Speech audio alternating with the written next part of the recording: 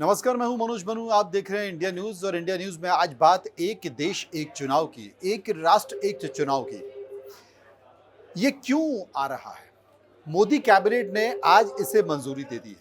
आपको पता होगा कि इसे लेकर पूर्व राष्ट्रपति रामनाथ कोविंद की एक समिति भी बनी थी और उस समिति ने अपनी रिपोर्ट सरकार को सौंपी थी। उसी के बिहाफ पर सरकार ने कैबिनेट में आज इसे पास कर दिया है। अब ये कहा जा रहा है कि एक सप्ताह के अंदर ये बिल संसद में पेश किया जाएगा और स्वाभाविक तौर पर ये पेश हो जाएगा और उसके बाद फिर इसे लागू कर दिया जाएगा। लेकिन रामनाथ कोविंद, जिन्होंने सरकार को अपनी रिपोर्ट सौंपी है, उन्होंने कहा था इस पर आम सहमति बनाई जानी चाहिए क्योंकि ये देश हित में है। और मोदी का मास्टर स्ट्रोक इसे क्यों माना जा रहा है? असल में जब आप आगे बढ़ रहे हैं तो तमाम सारी योजनाओं को लेकर परिवर्तन हो रहे हैं, बहुत सारी चीज़ों में, नीतियों में परिवर्तन हो रहा है, तो चुनाव में परिवर्तन क्यों नहीं होना चाहिए? क्योंकि चुनाव सबसे ज़्यादा खर्चीला माना जाता है। चुनाव एक ऐसी प्रक्रिया है जिसमें विकास की योजनाएं भी रुक जाती हैं। कैसे रुकती हैं, मैं आपको बताता हूँ। जब भी चुनाव होता है, अगर आप ज़मीनी स्तर पर देखें तो पंचायत चुनाव होते हैं, उसके बाद फिर शहरी चुनाव होते हैं, नगर निगम के चुनाव होते हैं, फिर उसके बाद विधानसभा चुनाव आते हैं, फिर लोकसभा चुनाव आते हैं और ये चुनाव अमूमन 5 साल में बार-बार आते रहते हैं। तो जब-जब चुनाव आते हैं तो 3 महीने के लिए, 2 महीने के लिए आचार संहिता लग जाती है, सारे विकास कार्य रुक जाते हैं। उस दौरान आप कोई भी योजनाओं की घोषणा नहीं कर सकते, किसी नई योजना को परमिशन नहीं दे सकते।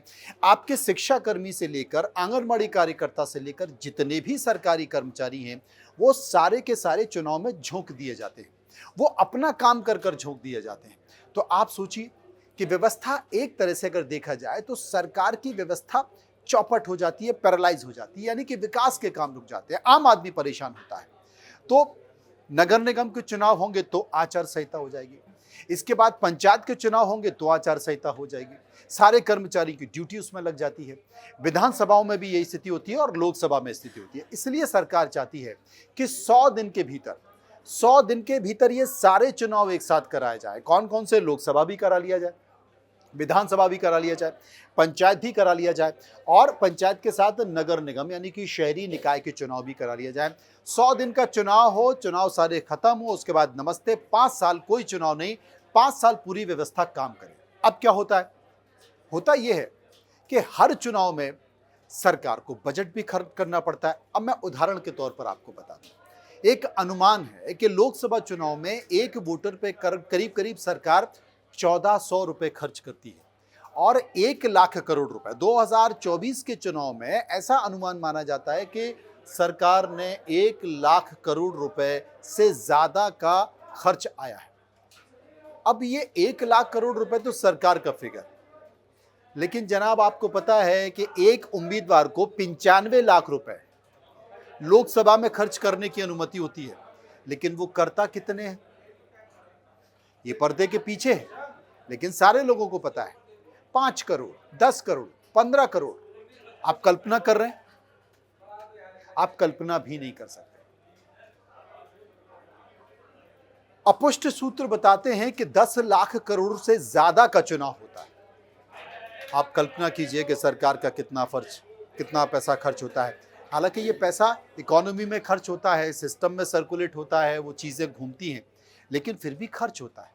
हर चुनाव में अलग अलग पैसा खर्च है। सरकार चाहती है कि समय बचे, सरकार चाहती है कि सरकार का पैसा बचे, सरकार चाहती है कि जो सिस्टम है उस सिस्टम में 5 साल में इस तरह का कोई भी व्यवधान ना आए कि योजनाओं को रोका जाए, विकास की योजनाओं को रोका जाए, सरकारी कर्मचारियों की ड्यूटी लगाई जाए। तो कुल मिलाकर सरकार यानी कि मोदी एक मास्टर स्ट्रोक देने जा रहे हैं।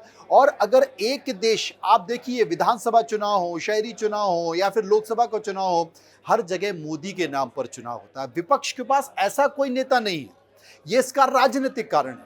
विपक्ष के पास ऐसा कोई भी राजनेता नहीं है। तो अगर एक देश एक चुनाव होगा तो वो मोदी के नाम पर होगा। बीजेपी कहेगी हमारे पास मोदी है, तुम्हारे पास कौन है?